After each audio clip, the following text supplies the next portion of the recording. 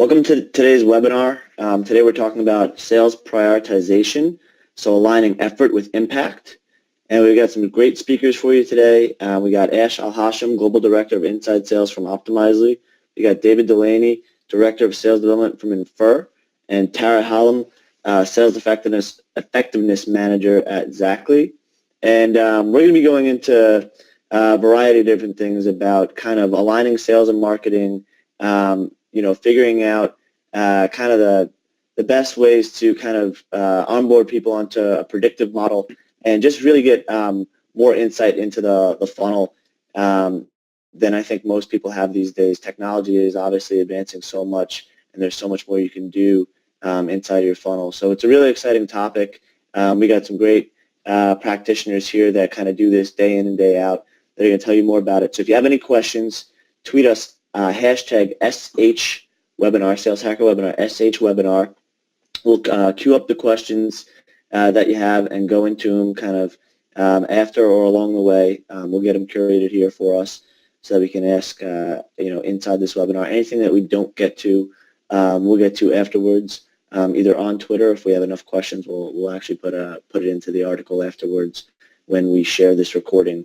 The recording will be up in video and audio later this week. So without any further delay, I'm going to let the panelists introduce themselves here. They're going to give you some context into their background so you can understand whose kind of insights may be closer to your business. And so you can understand, all right, my business is maybe this side, or we sell to the same people. Maybe this kind of answer is more relative to what we're doing. So without any further delay, Ash, I'll let you take it from here. So tell us your name, obviously company title, what you're in charge of on the sales side of the business, who reports to you, and kind of who you sell into, both stage and company type. And we'll go Ash, Tara, and then David. Thanks, Max. Great to be here. Thanks for having me. So my name, as Max mentioned, my name is Alhashim. I head up inside sales at Optimizely. Optimizely is the world's leading A/B testing and website personalization platform. We help companies make data-driven decisions about how to present things on their website to make more money from their websites. I've been here for almost 3 years now. Again, heading up inside sales means I head up the inbound and outbound sales development functions at Optimizely. So we get a lot of marketing generated interest from a fantastic demand gen team. My SDR team qualifies and disqualifies that interest based on different attributes that we look for in the right types of customers. And then my outbound prospecting team, or MDRs, we go after strategic accounts that we know would be a good fit for Optimizely and try to come to their doorstep without having to wait for them to come to ours. The folks that report into me, I have about 35 folks on my team globally, are the SDR and MDR managers in different markets. And we sell to really any company that makes money off of their digital channels. So if you make money off of a mobile app or a website, there's a chance that website optimization and personalization can help you make more money because you're using science and data to make decisions about how to present things on your digital channels. Thank you. Tara. Awesome. Hi. So I'm Tara Hallam. I work at Xactly Corporation, like you said. So here at Xactly, we are a sales performance management platform that we effectively automate the entire sales commissions process. So finance leaders go ahead and use us to kind of streamline that process, reduce errors. But then on the sales side, we kind of help kind of demystify the entire sales compensation process for the reps to be able to kind of drive the right behavior for sales leaders to be able to hit company objectives. My role specifically at Xactly is Sales Effectiveness Manager. And I previously headed up the SDR team here at Xactly, kind of like Ash does. But I have kind of moved on to different pastures. So now I'm reporting into more of the sales operations function, where primarily I focus on sales process data and analytics, working with sales leaders to be able to find areas of improvement, to be able to increase productivity and efficiency of the sales team. So very tightly aligned with this topic to be able to see not just with the SDR team, but over the entire sales organization ways that we can go ahead and improve the process, whether that's saving time or increasing conversions or average deal sizes. So here at Xactly, we sell into anybody that has a sales team or anyone that has any type of variable compensation. So from small SMB companies with 5 to 10 sales reps or marketing folks that get paid on objectives to large enterprise. So yeah, anyone that pays anything variably, we can handle. Excellent. David. Good. Hey, everybody. Max, thanks so much for letting me play, man. This is going to be a lot of fun. I'm really excited to talk about this. Again, as you mentioned, my name is David Dulany. I'm heading up sales development here at Infer. And hopefully you're familiar with Infer, but we were one of the first movers to apply predictive analytics to sales and marketing issues that we all come up with. As a sales rep, we always were struggling with prioritization and, where to put your time, and Infer really helps to prioritize that, applying, data science and predictive analytics. So right now we've got a team of 7 SDRs. I started about 6 months ago, and we're building up the team to probably about between 8 and 12 over the next year to handle both inbound and outbound qualification and prospecting. Right now, I report into the demand gen side of the house, and it's always interesting. I've reported on both sides, and that's something that we can talk about. Generally, Infer right now has had a lot of success with hypergrowth, early stage, SaaS companies, but we're finding use cases all the way, across the board. And so right now, most of our client lists are, companies like Ash and Terrace, but we're definitely expanding right now. So Awesome. That's great to hear. And like you said, we'll talk about that in a little bit on the who you report to side and who reports to you. So maybe the first thing we should get into is kind of how are marketing and sales aligned at the top of the funnel when it comes to predictive. And then maybe you can tell us a little about who's reporting to who, kind of in that process. We'll start with you, David. Sure. It's a great question. I think one of the main things that I tried to prioritize when I first came to Infer was to take a look at their SLAs and really understand, especially how they were defining terms across marketing and sales. Just to understand and make sure that everybody was speaking the same language, using the same words, and they had the right understanding of the terms that they were throwing back between marketing and sales. Because I think if anybody's been around for a while and developing sales development programs, we kind of act as almost like the connective tissue between marketing and sales. And so that was a big priority, just to make sure everyone's speaking the same language, working on the same things. And then what's great, in that respect is applying predictive to that SLA. You have a common language around the scores, whether they be accounts, contacts, or leads. Everyone knows how the score was built, and so it's not a question of opinion anymore, which I've seen in the past. It's backed by data and data science. So that's been really interesting from an alignment perspective.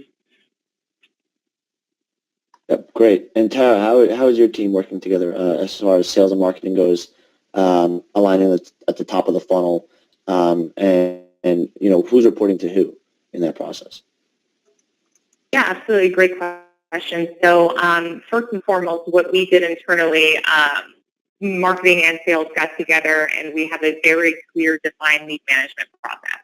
And so traditionally, marketing has always been responsible for just kind of giving the names and getting them to the sales reps, and then it's always been kind of a battle back and forth of, well, I gave you X amount of names, and then the sales reps are like, well, X amount of names are, certain level of quality.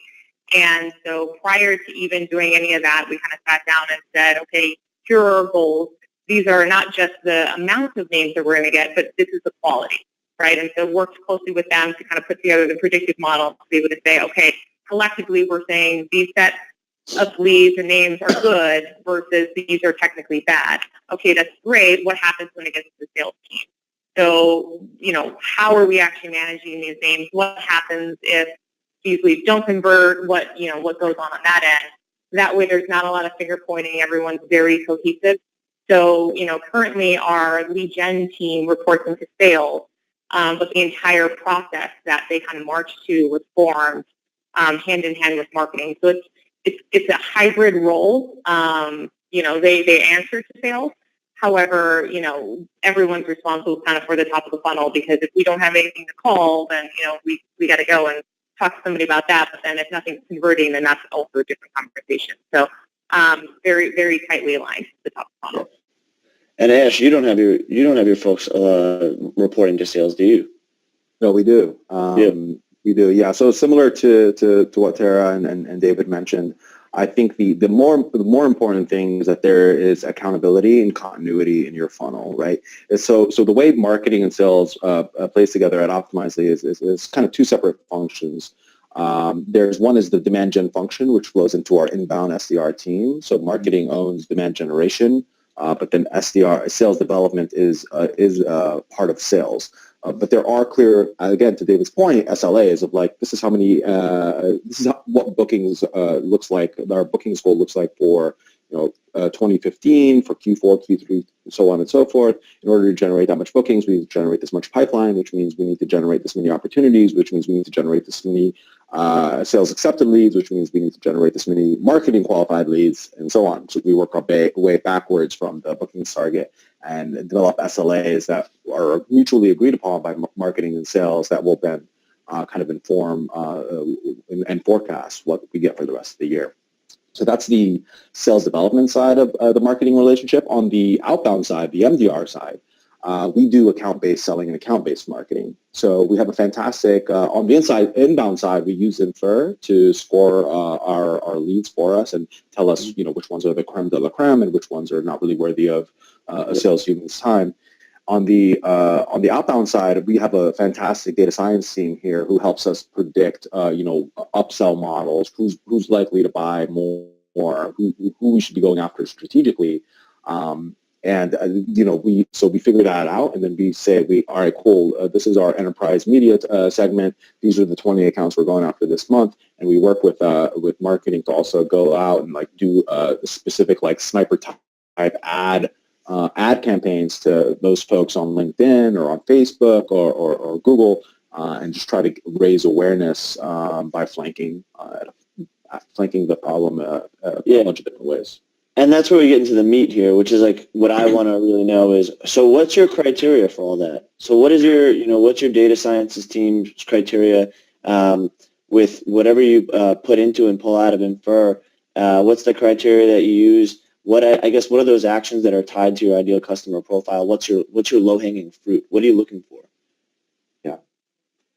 Yeah, so I'll start real quick, and I'll say first of all, I think Infer does a great job of it, of not being biased in your initial assumptions. The way my understanding is, the way David can maybe speak to it a little more, but the way Infer works is it says, cool, let's look at your closed won customers. Let's look at what attributes that we can actually measure and quantify actually are predictive, negatively predictive or positively predictive. And then they build a model that's based off of that objective data, and out of those 10,000 signals that they could be looking for, maybe only a couple hundred are at all predictive positively or negatively. And then you say, cool, apparently the Alexa rank of a website is strongly predictive of their likelihood to buy. Apparently whether or not they use New Relic is strongly predictive of whether or not they're going to buy. The fact that the lead comes from this country is negatively predictive that they will not buy. And then you have a model that's scientific and informative. And are you going back into your database of maybe leads that have closed in the past? How are you using past closed information or deal information in general? Yeah, so that's what we feed into the model, right? We basically say to Infer, hey, here's access to our Salesforce instance. Here's our closed won enterprise opportunity stack. There are this many records in there. take a look at against the 10,000 signals that you can look for, that you can measure on these different companies' websites. Tell us which ones actually matter. Yeah, definitely don't want to make this like a commercial for Infer, but the information is obviously it's on point. And I mean, David, maybe you can add to that a little bit, and then Tara, we can go into kind of how you're doing it. But David, so let's just get right into the meat, I guess. What actions are you tying to your ideal customer profile? What are you looking at to figure out what companies are going to be your low-hanging fruit so that your reps aren't wasting their time? Yeah, I mean, you can look at it this way. Before I came to Infer, I would try to drive the process around scoring internally. Bringing together people from marketing ops and the sales managers and the marketing folks into a room. And literally, I mean, the story I tell is we would bring up a huge spreadsheet and start looking at the fit attributes and the behavioral attributes that would adjust the score in Marketo. I mean, so we've got, three or four people. The sales guys want to be out closing deals. The ops people want to, clear their tickets and get out of there. And I'm trying to optimize the score, with across the board. And it was just, to me, it just seemed, crazy that you would go on to like Amazon, or Amazon would suggest your next book, based on data science, and Netflix would suggest your next movie, based on data science, and we were trying to kind of do it old school. So, Ash described it very, very, succinctly. It's a customized model using past data that then extrapolates out to what could be your next customer. And it really comes down to, it's an A, B, C, or D across the various accounts, contacts, and leads that you have in your system. So the last quick thing on that is what we've done here is we have very specific SLAs for when, especially on the inbound side, for when an inbound lead comes in, it's scored and routed almost instantly. And you can just imagine, when we get one of the A leads, we've noticed that, only 12% of the leads that we get, the A leads, lead to 91% of our closed won business. So, those are like beyond gold. I don't know, whatever's more expensive than gold, platinum. Those are, handled from a timeline perspective and a follow-up perspective. They're the responsibility of the SDR, but they're handed, on a silver platter to our most senior account executives to quarterback, because we just don't want anything to happen to those. So the SDR is helping with scheduling and the follow-up and making sure nothing falls through the cracks, but the actual, lead is being handled by our most senior people in the organization. And then you just simply gradate that down, where, the Bs are handled, very, very high touch by the SDR team. And then, if the SDR team is running out of running out of things to do, and they've got extra cycles, they start going down into the C and D. But the qualification criteria that they have to produce in order to hand it over to a sales rep is much higher on the C's and D's. So they have to work a lot harder to prove that these are anything that we should even hand over. Yeah. Tara, I know we covered a lot, but anything to add there?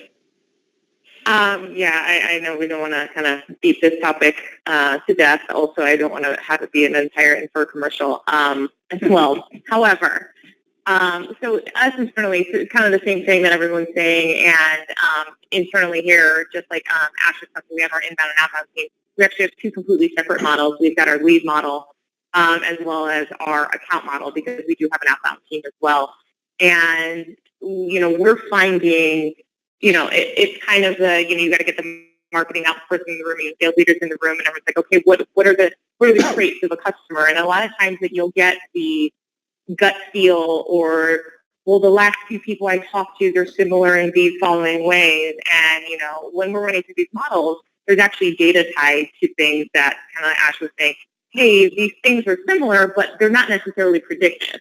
hey, they all happen to, belong to companies that start with the letter O, but that doesn't mean they're necessarily going to buy us, right? And so you have to kind of have science behind that and not just the gut feel, especially when you're talking about the inbound lead routing. Most often, those are going to be your newest, employees at the company. And what you want to do is not kind of have them go and call, the 500 leads that get dumped in based on, from a trade show. You want them to call the best leads first. And so, to the ideal customer profile, a brand new rep coming into the company is not going to know your business that well. And to be able to kind of give them that knowledge without having to really distill that knowledge on them for working at a company for 3 years to know, hey, this is going to be our target customer. They're for sure going to buy. They look exactly like everybody else. We kind of take that learning and give that to them. So the ideal customer profile is just kind of ingrained in everything that we do instead of, those thousands of hours just plugging away trying to figure it out yourself. Yeah, and that helps pre-qualify leads, as David was saying before. And Ash, you wrote an article on this. What was it? Ditch, Bant, Grow, ROI. Can you tell us a little bit about the kind of formula that you came up with there and how it's kind of rooted in this predictive, process? Yeah, I think there's overlap certainly here between the Grow ROI qualification concept and predictive. The idea of first off, ditch, ban, grow ROI is that when you're selling software or a product that exists in a new or emerging market, you cannot use BANT as a qualification methodology. BANT is budget authority need, qualifying for budget authority need and time-bound interest or timeline. Because you have to generate the interest yourself. You have to do agnostic sales and agnostic marketing, and more so look for the problem that you and your product that you know that your product can solve, and inform the buyer or the prospect that they should be looking at you because of this problem. So you're not selling initially, you're learning, and then you're using what you learned as kind of almost like a jujitsu type approach to sales. And where predictive comes in is, again, I think Tara brought up a great point here, is that you don't know, humans are very bad at identifying patterns in mass, right? So really you're better off letting the machines do that for you. And that's why a lead scoring or predictive in general is a really good way to go about this. Just be so super objective about like, what does the data tell me that who should I be going after? And then once you get that, you're going to find a variety of folks that are at different places in the buying cycle. Some of them will be very very passively looking. Some of them will be aggressively looking. Some of them will not be looking at all. And it's your job as a salesperson to, especially with the folks who aren't looking or are very passively looking, really understand, there's a reason for you to be talking to them because the machine says so. So now it's dig in, uncover, discover, learn about what they're trying to do, grow ROI, goals, roadmap, obstacles, widen outcomes, introduce. That's kind of the methodology we use to do an agnostic type sales process. Yeah, and if you're listening out there, Google ditch, bant, grow, ROI, and you'll find one of Ash's articles out there on this. It's a really interesting topic that aligns pretty well with predictive here. And so, Tara, how are you getting new reps, I guess, up to speed on this? And you mentioned that your new reps aren't going to know kind of what your ideal customer profile looks like or historically kind of anything. So what's the best way to ramp people up on this? Yeah, so, what I find, which is kind of ironic for, a lot of sales tools, and, we're a SaaS company in the Bay, and so we probably own every tool that's out there. And what we're finding is that it becomes increasingly difficult to be able to train these reps on it just because there's just too many things to remember. And the beauty about predictive is that there's actually no training from the sales perspective as far as needing to do anything with the tool. It's not to go into this tab, check these boxes, hit this button, send this email. It's the, very short conversation, maybe like a 20-minute meeting of, hey, we spent a lot of time studying this data over the last 2 years, and we refine it every quarter to be able to ensure that you guys are working on the best things at the best time to make you more successful. We always say, like everything, nothing's 100%. This is more of a guiding light. We don't buy a crystal ball that says every person that's an A is going to buy our product. There's a lot of other factors. But to be able to give them the confidence in that, and then really the training, how we do it for our routing, especially for our inbound reps, is make it very simple for them. You're going to go into this lead view, you click on this view, you make sure this one's done, then you go to the next one, and the very clear defined lead management process, the SLAs that everyone's discussing. So really there's not a lot of, quote unquote training from that end, because it's not something that I want them to do or worry about, right? This is we got this for you. Yeah. We did this for you. Excellent. And David, obviously you have an opinion because you're both someone who trains people, obviously on your own team, but then also maybe coaches people on, at new companies, within the sales process as far as, how they're going to onboard people. So what do you see as far as like best practices, and not just Infer, but obviously just getting into a predictive model in the first place? Yeah, I love what Tara said, because it really just becomes a question of understanding how we built the model for the new SDRs, and they can spend, half an hour with one of the data scientists to kind of understand that. But a couple of things I thought about is we use the model in training for the newer SDRs to be able to get some cycles in a kind of a lower stress environment on the phone. Most of our C and D leads will route straight into a nurture campaign so that the trained up SDRs can focus on processing the A and B leads. So the C leads are being nurtured in Pardot. And just this week, we're onboarding someone, and we basically ran a report of a couple hundred C leads that no one had ever called, just due to the fact that they didn't come up with a high enough lead score.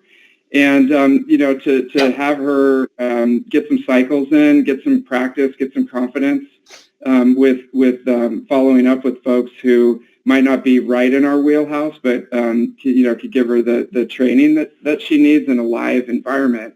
And it's actually it's kind of a win-win, because she's just in the last week or so uncovered opportunities that we might not have been aware of, but also she's gotten a lot of free cycles in and gained a lot of confidence.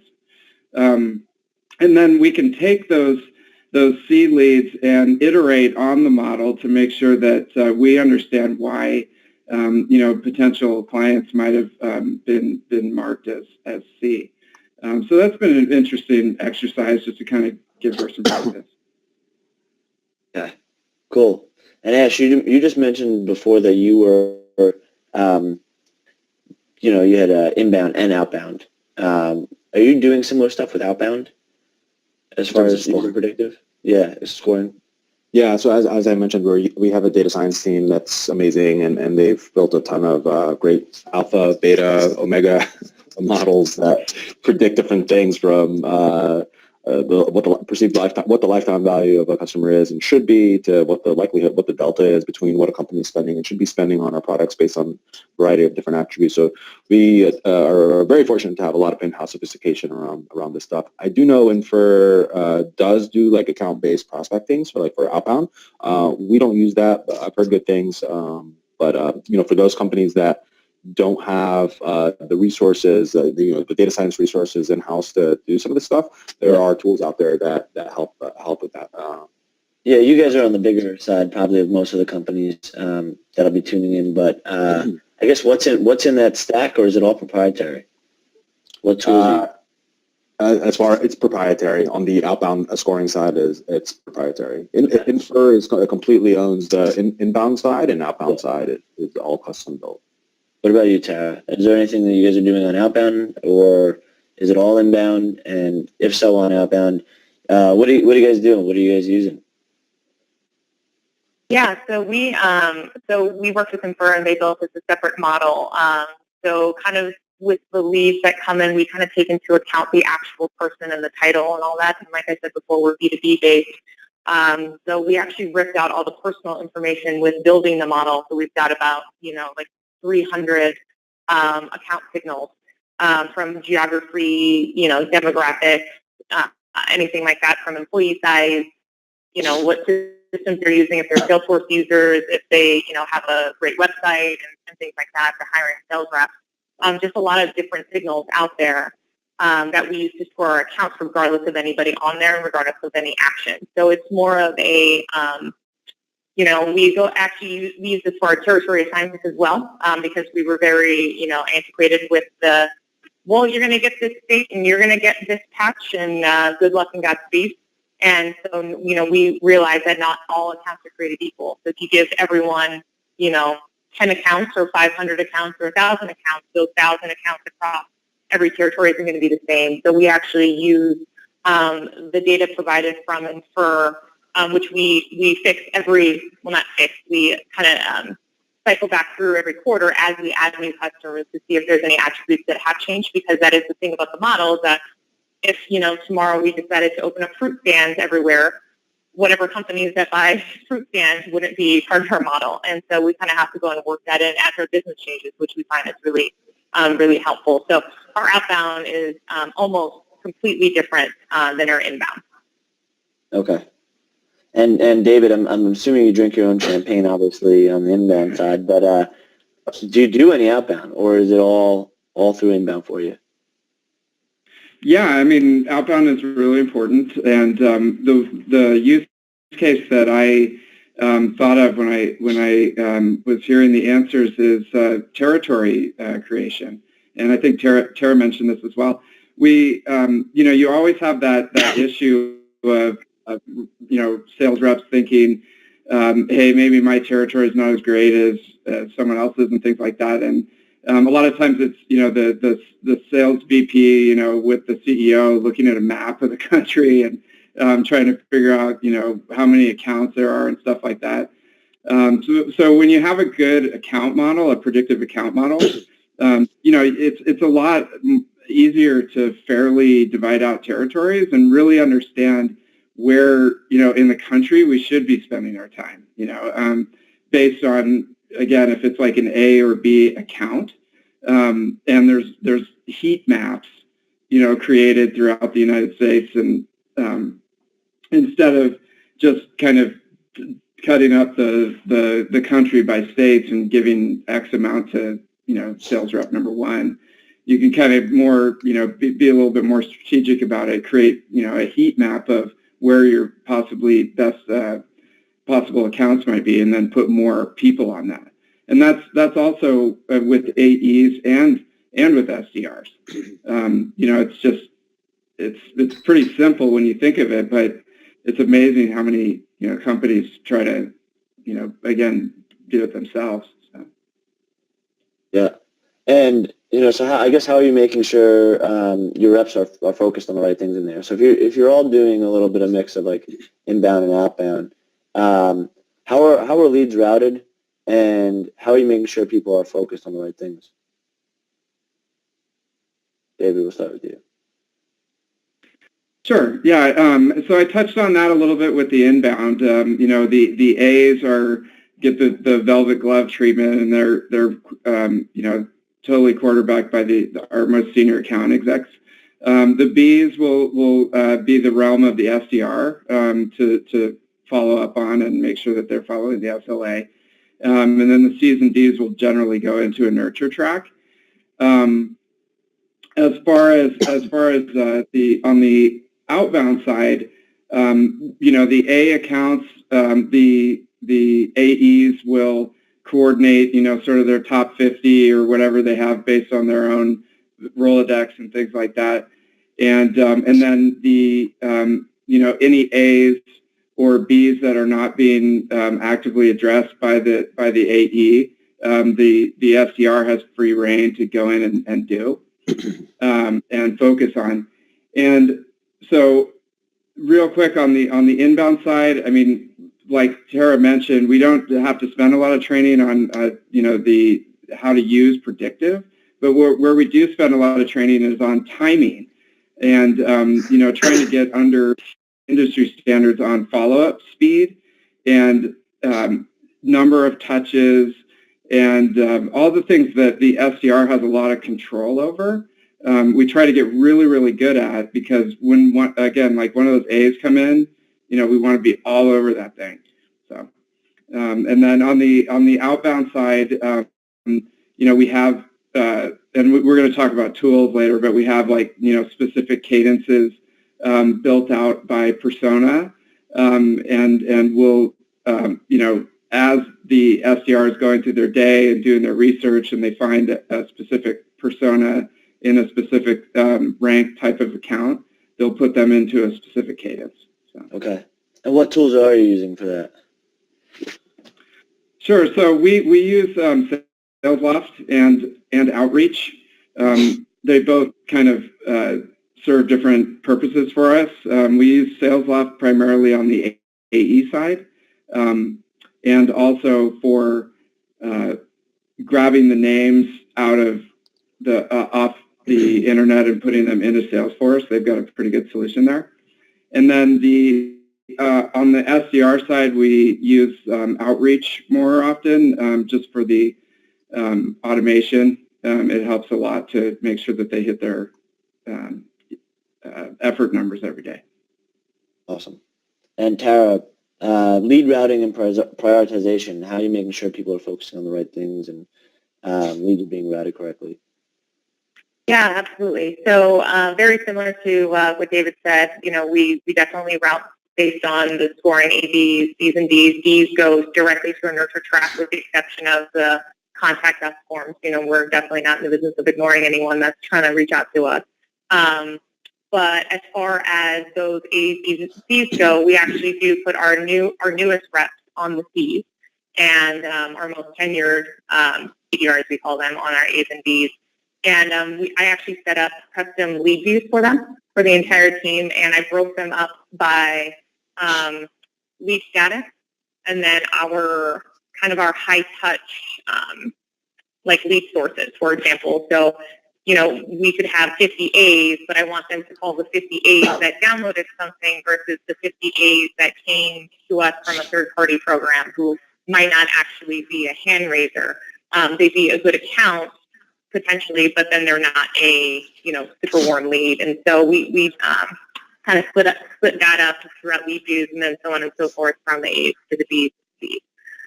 Is that clicking on my end or yours? Sorry, I hear it clicking. So as far as our outbound goes, we split up territories to make sure that everything's created equal. So kind of taking away the state lines a little bit, that everyone's going to get an equal amount of good accounts. So if, let's say, the magic number is 300 accounts, you could have, 5 people in the Bay that all have 300 good accounts, but then I have 300 good accounts, but I also have Montana and North Dakota and South Dakota and Colorado and New Mexico and Wyoming, because it takes 5 states to get through 300 good accounts from that. So we definitely use that as far as account routing goes and territory planning.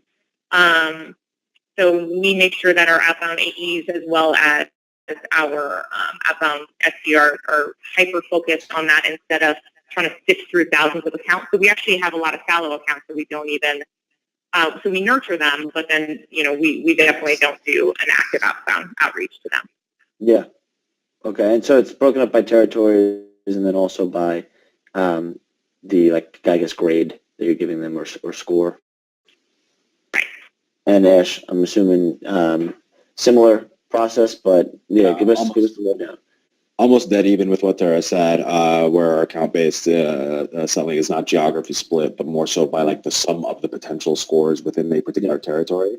So not too much to add there. I think David and Tara nailed it. Definitely. We have a question that came in. So why don't you give us a little bit more information about kind of the metrics that you're tracking to make sure that this is successful? Yeah, absolutely. So I'll start. I think aligning incentives with company objectives are really, really important, and that's one area that it's really hard. It's really hard to make sure everything is in alignment. And today, or not today, but today more broadly than today itself within this 24 hours. What we do at Optimizely is we have actually aligned, hey, what are our company's OKRs for the year? And then we break that down into, cool, in order to get there, what does sales need to produce in terms of revenue? Cool, in order to get there, what does the inbound and outbound sales teams, what do they need to produce in terms of opportunities? In order to get there, and we break that down all the way down to how many calls you need to make every day in order to hit that next thing, which takes you to the next thing. So we reverse engineer the company OKRs all the way back down to the day-to-day, like this is what I'm held accountable to. And that does a few things. Number one, it creates alignment. You understand as a manager, as a leader, like this is why I'm asking this person to make 50 calls a day, right? It's not because I'm a bad person and I have nothing better to do. I probably don't have anything better to do. It's because we need to hit this target. And number two, and I think more importantly, is it gives people a clarity of purpose. When you tell someone, an SDR, fresh out of school, maybe hungry, really like wants to work hard, but this is a transactional, highly mechanical job. You can burn someone out if you're asking them to make $50 to $100 a day. And what really helps is, if you look to the Daniel Pink stuff and Drive, is the best way to motivate someone is to give them clarity of purpose around this is what you're helping to build, right? It gives them that feeling of fulfillment. So when I say to you, hey, I need you to make $50 a day, and I just say that's because I said so, it doesn't do a whole lot to motivate someone. It's going to burn them out. But if you say, hey, in order for us to hit this audacious revenue goal, or to be able to control our own destiny and not rely on outside investors' money, or whatever the goal for your company might be, in order for us to do that, let's reverse engineer what that means for sales as a function, and then what that means for you on a day-to-day basis. This is what we need from you. And then you get that buy-in. You could never get that buy-in before if you had not shared that vision and that clarity. So a little bit of a tangent there, but I think it's really important to share that with your reps and manage to that, because it creates alignment and common shared goals. Yeah, appreciate the information too. It gives it more context into what you're doing. So that's awesome. Tara, what are the metrics that you're looking at? I'm sure it's all similar across the board, but we'd love to hear. Yeah, absolutely. Totally spot on what Ash was saying. We do the reverse waterfall saying, hey, if we want to hit X amount of dollars, what are the steps that need to be taken at a certain conversion rate? We definitely have dashboards that track literally every single stage in our sales process to see not only the conversion rates, but also the volume, right? Because it's great that you're converting at the same rate, but quarter over quarter, you should anticipate that going up. With Predictive, we actually go down to a different layer, so it's kind of at the end where, sure, you have to make the 60 phone calls or whatever that number is, but what are you calling, right? And so gone are the days of marketing saying, well, I gave you 1,000 leads, why aren't you converting them? Well, now I want to know what's that function of the quality of the leads, right? So now that we go back, especially with our paid marketing programs, we can say, great, we have 1,000 leads, 50% of those are Ds. We know we don't call on Ds. So already 500 of those names would never have a chance to convert. So now we're talking about the next 500 and then how are they scored, right? And so we actually go down to the granular campaign level that says, hey, we spent X amount of dollars on this program, and we're only getting a certain percentage of high quality leads. We need to either drop this or change it. Maybe our messaging is wrong when it comes to, let's say, PPC ads or, the landing pages that they're landing on, for us to be able to really know what that number is, because it's the scary part, especially when you're talking about an inbound and we're looking at, let's say, industry standard of a 2% conversion rate on kind of like a colder inbound, shall I say, let's say like a PPC or a third-party campaign, we're really able to go back and say, okay, great, you can make the 50 phone calls, but I want you to make 50 phone calls to these types of people. Predictive has definitely given us the ability to be able to, really take it to the next level as far as metrics go. You can zoom in, you get more granular and more targeted. It's really, the advancements in technology over even the last 3 years have allowed us to be way more scientific. So. And David, I'm sure you have obviously some best practices around that, but what are you tracking with your internal team? What do you kind of see in the marketplace?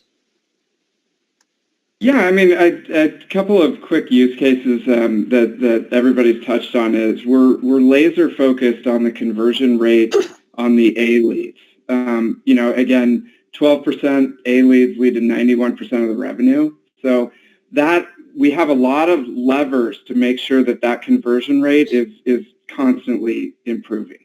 We can look at the process that we've set up for A leads, either in cadence or in outreach, and make sure that those are really, really effective communications that are going out to the A lead.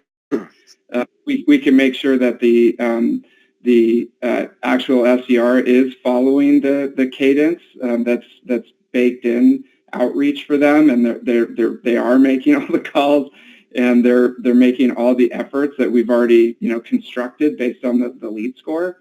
And then, it comes down to training as well. I mean, if I walked up to one of the SDRs and said, what does Infer do? Am I sold? Like, am I convinced? And then, we can invest more if we're falling down.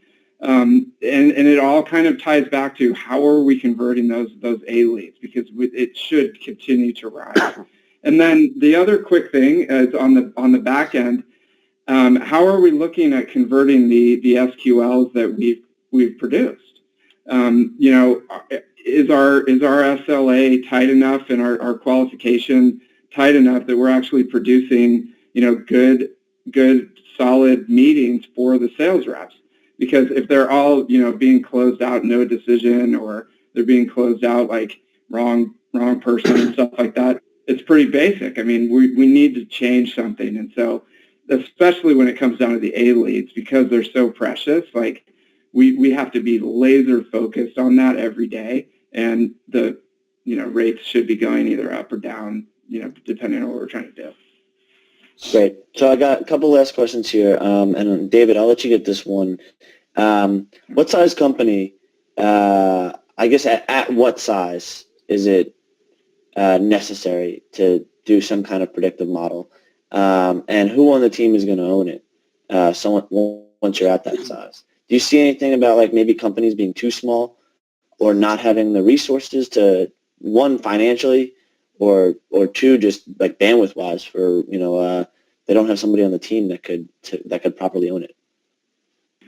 Yeah, I mean, that's a great question that we get sometimes. I mean, you definitely have to have like a certain amount of traction to be able to get started with this. One chart that I've seen from Topo has kind of, if you look at who's got CRM, it's almost at like 90%. And then who's got a marketing automation system, that drops down to like 40%. And then who's employed predictive analytics to help optimize those drops down to like 10%, right? So it's with the current customized models that we're talking about, there definitely has to be some traction there in place with your stack. I'd say like the smallest company that we've worked with has been 20, 30 employees, and they have some traction with their stack. But there's, if you look at the different predictive technologies that are coming out, all of that stuff is going to go away, as far as having to have certain technologies in order to implement this. And we're getting there. So. Okay. And Tara, how big was your company when they, hired a sales effectiveness manager? Yeah. That's like a role that, not a lot of companies have, at least for, the first, few stages. So. Yeah, for sure. So I actually came on when we had expanded our Denver office. We decided to move the sales team out here to kind of focus more on the SMB and mid-market space. Traditionally, our company's been chasing after, bigger mid-market up to large enterprise. And so, I think we kind of hit a point where I think we hit maybe 30 sales reps. But it really wasn't so much the people, it was the fact that we had 4 different sales teams, a lot of data to be able to say, okay, what's going on here? It wasn't so much it was truly the volume of the data and the pipeline that was coming in and the volume of the leads to be able to take a step back and say, okay, these things are functioning differently with all of these different sales teams, and let's go and see what's similar with the two. How can we, increase conversion rates for this, this stack versus that? And it just for us, we, here at Xactly, we're committed to insights and data, and we preach that, go ahead and use how the best people are paying or how the best people are selling to be able to kind of leverage that insight to make your teams better, whether that's closing business or just kind of closing up some gaps in the process. So we found it incredibly important to get, something like Infer very early on for us to be like, okay, we're going to go down a path. Let's not do it blindly. Yeah. And so we're kind of coming up on time here, but I just want to ask one more question, maybe Ash. We had someone come in with a question. What do your cadences look like for A lead? So what's outreach look like when you got an A lead? When you got an A lead, well, I would say that actually I wouldn't use the, so just for clarification and context, A, B, C, and D are, as David mentioned earlier, the kind of the ratings that Infer ascribes to leads based on their demographic fit potential. So if we've sold to a ton of media companies in the past, and this is a media company, and it's in this state where a lot of companies from that state have also bought Optimizely, it's probably going to get a really high Infer score, an Infer A lead. But that, in my experience, that isn't as much predictive of how we should be talking to them. It should be the type of content we deliver to them, should be tailored to the persona. But really what tells me what the cadence should look like and what the response time should look like, what the response medium, whether phone or email, should look like, is what type of lead is it, and where did it come from, and how engaged are they with my website and product. And that's where we use Infer Behavior Score. We also have in-product analytics that tell us like how much they're doing within our product. If someone fills out a contact sales request, much to Tara's point earlier, I don't care if it's an Infer D. We're going to fast track that to sales because this is someone who wants to talk to my people. And we measure response time on those leads in particular, and you better be quick. If those leads come in, we got to get them while they're in the store. There's a ton of data that you can look up online if you just search like lead half-life or something like that. Like the longer you wait to reply to a lead, the lower the likelihood becomes that that's going to turn into business. So you got to be fast. Time kills deals. Yeah, you got to be quick. So yeah, hopefully that's not a direct answer, but hopefully that's an informative one. I just don't think an A or a B is more so is telling in how we should be talking to people or the cadence in which we talk to people. No, it was great. I learned a lot, guys. Thanks a lot. We're going to have, the recording up, video and audio on saleshacker.com. We'll get it out to all the attendees. After this, we'll get out to you guys on the panel. Thanks a lot, Ash, Tara, David. That was awesome. And, yeah, looking forward to doing it again soon. Sounds great. Thanks. Thank you guys. Thanks, Max. Thanks, guys. See ya. Take care.